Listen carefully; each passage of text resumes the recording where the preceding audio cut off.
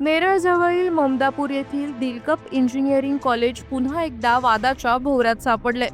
यावेळी मात्र प्रकरण अत्यंत गंभीर असून शिक्षण घेत असलेल्या 19 वर्षीय विद्यार्थिनीची फसवणूक करून तिच्यावर अत्याचार केल्याची धक्कादायक घटना समोर आली आहे। या घटनेमुळे संपूर्ण परिसरात संतापाची लाट उसळली आहे।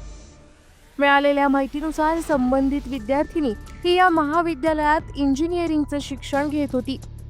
याच ठिकाणी लॅब असिस्टंट म्हणून कार्यरत असलेला तौफिक निसार ठाणगे याने तिच्याशी ओळख वाढवली।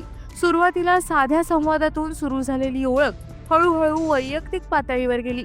कॉलेज परिसरातच वारंवार संपर्क साधत आरोपीने विद्यार्थिनीचा विश्वास संपादन केल्यानंतर तौफिकने प्रेम व्यक्त करत लग्नाचं आश्वासन दिलं। विद्यार्थिनीला पूर्णपणे आपल्या जाळ्यात ओढण्यासाठी त्याने तिच्यासोबत सांकेतिक पद्धतीने विवाह केल्याचा देखील भास निर्माण केला। या सर्व गोष्टींमुळे विद्यार्थिनीचा त्याच्यावर पूर्ण विश्वास बसला। मात्र तौफिक आधीपासूनच विवाहित असून त्याला 4 मुले असल्याची महत्त्वाची बाब त्याने जाणीवपूर्वक लपवून ठेवली होती।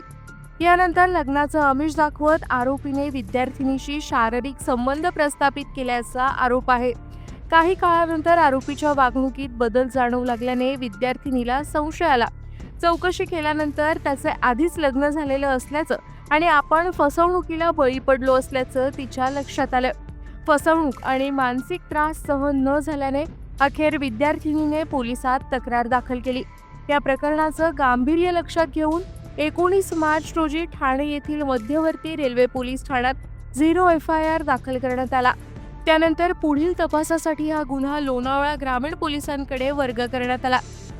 लोणावळा ग्रामीण पोलिसांनी तत्काळ कारवाई करत आरोपी तौफिक निसार ठाणगे याला नेरळ ममदापूर येथील त्याच्या राहत्या घरातून अटक केली आहे।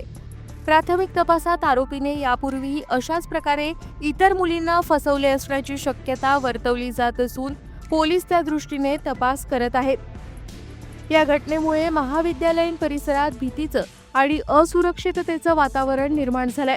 शिक्षणाचं केंद्र मानलं जाणाऱ्या ठिकाणीच विद्यार्थिनींची फसवणूक आणि शोषण होत असल्याने पालकांमध्ये मोठी चिंता व्यक्त केली जाते। विशेष म्हणजे महाविद्यालय प्रशासनाची भूमिका देखील संशयाच्या भोवऱ्यात सापडली आहे। कॉलेजमध्ये काम करणाऱ्या कर्मचाऱ्यांकडून असे प्रकार घडत असताना प्रशासनाला याची कल्पना नव्हती का किंवा याकडे दुर्लक्ष करण्यात आलं का असे प्रश्न उपस्थित केले जात आहेत। दरम्यान या घटनेनंतर विद्यार्थिनींच्या सुरक्षेसाठी महाविद्यालयांनी अधिक कडक नियमावली लागू करणं, CCTV यंत्रणा मजबूत करणं तसंच कर्मचाऱ्यांची पार्श्वभूमी तपासणी काटेकोरपणे करणं आवश्यक असल्याची मागणी जोर धरू लागली आहे। सध्या पोलिसांकडून या प्रकरणाचा सखोल तपास सुरू असून पुढील तपासात आणखी धक्कादायक माहिती समोर येण्याची शक्यता व्यक्त केली जाते। आपल्या परिसरातील ताज्या बातम्या आणि घडामोडी सर्वात अगोदर पाहण्यासाठी कर्जत अपडेटला सबस्क्राईब करायला विसरू नका।